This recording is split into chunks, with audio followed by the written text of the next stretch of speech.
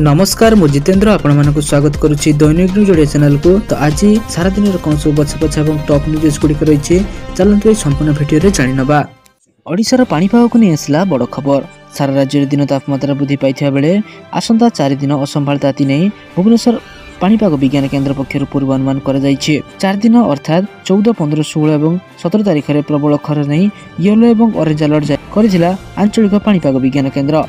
बलांगीर, बौद्ध, संबलपुर और झारसुगुड़ा व्यतीत अभ्यंतरण ओडिशार 4 जिला येलो वार्निंग जारी कर आज सुंदरगढ़, झारसुगुड़ा, संबलपुर, बौद्ध, बलांगीर और अनुगुल जिले में खरा को नहीं येलो वार्निंग और 15 तारिख में सुंदरगढ़, सोनपुर, अनुगुल, बरगढ़ और मयूरभंज को येलो वार्निंग जारी कर 16 तारिख में बलांगीर, बौद्ध, सोनपुर, बरगढ़, सुंदरगढ़ और मयूरभंज येलो अलर्ट जारी कर आसंता 4 ରୁ 5 दिन भितर अभ्यंतरण ओडिशार तापमात्रा 3 ରୁ 4 डिग्री जाए बढ़िया नहीं पूर्वानुमान करा जाउछि। चलो देखिए परवर्ती अपडेट कौन रही। +2 पर को बीडी सूचना देले मंत्री। एणिकी युक्त 2 परीक्षा पर बीईडी करें छात्र छात्री मैंने एने 8टी शिक्षक शिक्षण अनुष्ठान सह निर्दिष्ट महाविद्यालय MOU स्वाक्षरित होइछे। एपरि सूचना दैछन्ती उच्च शिक्षा मंत्री सूर्यवंशी स्वराज। आसिबो नुआ course ITEP integrated teacher education program. राज्य में 16टी शिक्षक शिक्षण अनुष्ठान मध्यरु 6टी अनुष्ठान सहित निकटस्थ महाविद्यालय चुक्तिपत्र स्वाक्षरित होइछे, जो ग्रेजुएशन नुहे बरं युक्त 2 पर हेबो बीईडी पाठपढ़ा।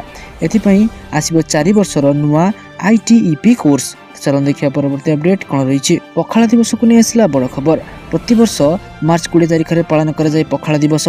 ओडिया प्रिय खाद्य को आहरी लोकप्रिय करने राज्य सरकार अति कम 22टी देश में ओडिया संगठन को निवेदन कर विभिन्न देश रोथुआ ओडिया संगठन ओडिया परिवार एवं संस्कृति निर्देशक विजय केतन उपाध्याय चिठी लिखिछन्ति। से एही चिठी उल्लेख कर प्रतिवर्ष मार्च 20 तारिख राज्यव्यापी पखाला दिवस आयोजन कराए। America, Australia, Bahrain, Canada, Germany, Dubai, Belgium, Japan, Malaysia, Ireland, Netherland, New Zealand, Russia, Oman, Singapore, Thailand, United Kingdom, Abu Dhabi, West Africa, Saudi Arab और कतर भली देश में ओडिया संगठन सभापति और सचिव मानू राज्य सरकार चिठी पठाई पखाला दिवस पालन पर निवेदन कर। चलो देखिए परवर्ती अपडेट कौन रही। अंत्योदय गृह को नहीं आसला बड़ खबर। अंत्योदय गृह योजनार शुभारंभ कर मुख्यमंत्री मोहन चरण माझी। आसंता 30 तारिख में कलाहांडी जिलूर आरंभ हो अंत्योदय गृह योजना। 50,000 लोकों को योजना सह जोड़े सरकार। एने पंचायत राज मंत्री रवि नारायण नायक सूचना देते गरीब लोकों को अंत्योदय गृह योजन सामिल कर भिन्नक्षम, विधवा, दुरारोग पीड़ित थी व्यक्ति एवं शहीद परिवार व्यक्ति, पद्मश्री परिवार व्यक्ति, बन्या बात्या और अग्निकांड घटी एवं घर पड़ी व्यक्ति यह योजन सामिल हो पारे। एथि ऑनलाइन आवेदन खोलीजिवो। फोन नंबर 067 468 17777 रे एवं वेब पोर्टाल माध्यम पंचायत कार्यालय वीडियो माध्यम पंजीकृत करें। पंचायत माध्यम वीडियो सहित जोगाजोग मंत्री अनुरोध कर बजेट रे राज्य गरीबों पक्का बासगृह देवाई बड़ लक्ष्य रखिंट। मोहन सरकार उल्लेखयोग्य जे बजेट अंत्योदय योजना लगी 7,750 कोटी टंका व्ययबराद कर। चलन देखिए परवर्ती अपडेट कौन रही। पुओ हेले मिलिबो गाई, झील हेले मिलिबो 50,000 टंका। चलन देखि नबा संपूर्ण अपडेट कौन रही। आंध्र प्रदेश लोकसभा सांसद कालीशेट्टी आपाला नायडू 2 ରୁ अधिक छुआ जन्म करने को लोकों को उत्साहित करछन्ते। एपरिक तृतीय संतान झील जन्म हेले नगद 50,000 टंका देवाक घोषणा कर। खाली सेतिकी नुहे, पुओ हेले गाई और बाछुरी देवाकू घोषणा कर सांसद।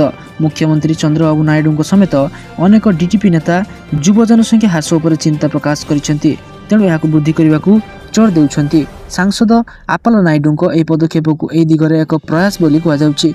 भारत में इंदिरा गांधी शासन काल में दिया आमे दुई आमर दुई नारा। यार उद्देश्य थिला जनसंख्या नियंत्रण, किंतु आज जनसंख्या वृद्धि पाई नायडू करछन्ति बड़ अपील।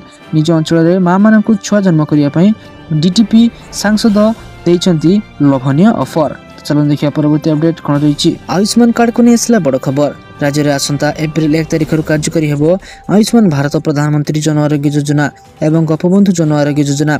यह आयुष्मान बायोबंधन योजनार मध्य से दिन शुभारंभ हो। बुधवार लोकसभा भवन में मुख्यमंत्री मोहन चरण माझी अध्यक्षतार अनुष्ठित एक बैठक में निष्पत्ति योजना शुभारंभ करने राज्य में समस्त 1438 प्राथमिक स्वास्थ्य केन्द्र कार्यक्रम अनुष्ठित हो। योजनार प्रचार और प्रसार व्यापक सचेतनता। सूचना योग्य आयुष्मान भारत प्रधानमंत्री जन आरोग्य योजना ओडिशार कार्यकारी हेबा पई गत जनवरी 13 रे नुआदिल्ली ठारे भारतीय स्वास्थ्य कर्तृपक्षों सहित राज्य सरकार एक चुक्तिनामा स्वाक्षरित होईछि। बैठकर तथ्य अनुसार उभय आयुष्मान भारत प्रधानमंत्री जन आरोग्य योजना और गोपबंधु जन आरोग्य योजना रे राज्यर 1,03,00,000 रु ऊर्ध्व परिवार उपकृत हो पारे। चलो देखिए परवर्ती अपडेट कौन रही। एसबीआई अकाउंटधारी खाता को आसो 11,000 टंका। चलो देखि नबा संपूर्ण अपडेट टी कौन रही। जदि आपण भी जड़े एसबीआई ग्राहक तेज यही खबर आपण उद्दिष्ट। समस्त सरकारी बैंक माध्यम सर्वशीर्ष रही एसबीआई। निकट में ग्राहकों आउ एक लोभनीय स्कीम घोषणा करथिला एसबीआई। यह योजना रे बैंक पक्षर 11,000 टंका सीधा सड़क आपण बैंक अकाउंट जमा कर तेज किभली एत टंका आपण पाई परिबे से विषय में आपण जानिबा निहाती जरूरी अटे। यह योजना हेउची एसबीआई रो स्वल्प संचय योजना बा आरडी स्कीम। यह योजना माध्यम आपण नियमित अंतराल रे एक निश्चित राशि बैंक रे जमा करने को हेबो। एक निर्धारित समय पर आपन को योजना रे नियमित टंका जमा करने को हेबो। तेबे एठी प्रश्न उठुथिबो 11,000 टंका किभली पाइबे। एसबीआई रो स्वल्प संचय योजना निवेश राशि खूब कम थाए। या द्वारा प्रत्येक वर्ग निवेश करने को सक्षम होइथांती। सेही भली एथिरे आपन को अधिक रिटर्न मध्ये मिली थाए। तेबे यार हिसाब जानिबा जरूरी अटे। एही योजना रे जदि प्रति मासरे 1,000 टंका संचय करंती तेबे एक वर्ष रे यह 12,000 टंका हेबो। एही भली भाबरे आपनकर अकाउंट रे 5 वर्ष मध्ये 60,000 टंका जमा हेबो। जोथिरे बैंक आपन को 6.5 सुध हार प्रदान करिथाय। एही सुध हार हिसाब कले आपन को प्राय 10,999 टंका मिलिबो। एही भली भाबरे आपन को मोट संचय एवं रिटर्न टंका 70,999 हेबो। फल रे आपन सीधा सड़क 11,000 टंकार लाभ पाई परिबे। चलो देखिए परवर्ती अपडेट कौन रही। बैंक ऑफ इंडिया रे आसला बड़ पदवी। तो चलो देखि नबा संपूर्ण अपडेट कौन रही। बैंक ऑफ इंडिया ग्रेजुएशन प्रार्थी आनी सुवर्ण सुजोग।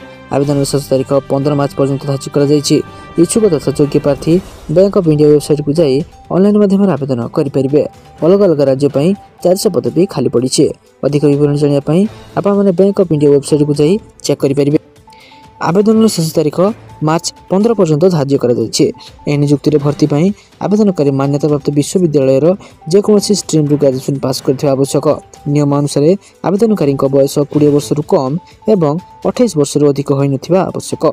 साधारण वर्ग ओबीसी ईडब्ल्यूएस वर्गर प्रार्थी 800 टंका धार्य कर एससी एसटी और समस्त वर्गर महिला प्रार्थी 600 टंका धार्य कर पीएच वर्गर प्रार्थी 400 टंका धार्य कर आवेदनकारी प्रथम बैंक ऑफ इंडिया वेबसाइट को जावाक पड़ो और सेठारे जाई आपण संपूर्ण तथ्य को जानी और आपणकर आग्रह अनुसार आपण मैंने आवेदन करेंगे। चलो देखिए परवर्ती अपडेट कौन रही। राशन कार्ड कटिबा को नहीं आसला बड़ खबर। राज्य में 22,293 अयोग्य राशन कार्ड चिन्हट होती जो 84,757 सदस्य थे से राशन कार्ड तालिकार बाद दि जाइए खाद्य जोगाण और खाउटी कल्याण मंत्री पुरुषोत्तम पात्र सूचना देते। विधायक अश्विनी कुमार पात्र प्रश्नर उत्तर में मंत्री पात्र गृह को निर्देश दर्शाई जे राज्य में चिन्हट होता 22,293 राशन कार्ड मध्य कटक सर्वाधिक 2,554 अयोग्य राशन कार्ड चिन्हट होती जो 9,828 सदस्य रही थे। सेहीपरि नयागढ़ में 1,618 जन अयोग्य राशन कार्ड और 6,198 हिताधिकारी रही बेले देवगढ़ सर्वनिम्न 102 अयोग्य राशन कार्ड रे 437 सदस्य चिन्हट होती। ए समस्त को ओडिशा राज्य खाद्य सुरक्षा अधिनियम 2020 बाद मानदंड भित्तिरे क्षेत्रीय जांच कर राशन कार्ड तालिकार बाद दि जाइए। चलो देखिए परवर्ती अपडेट कौन रही। बढ़िला अस्थायी कर्मचारी पारिश्रमिक। राज्य सरकार अस्थायी कर्मचारी पारिश्रमिक वृद्धि करछन्ती। एने अर्थ विभाग पक्षर एक संकल्प जारी कर जाइए।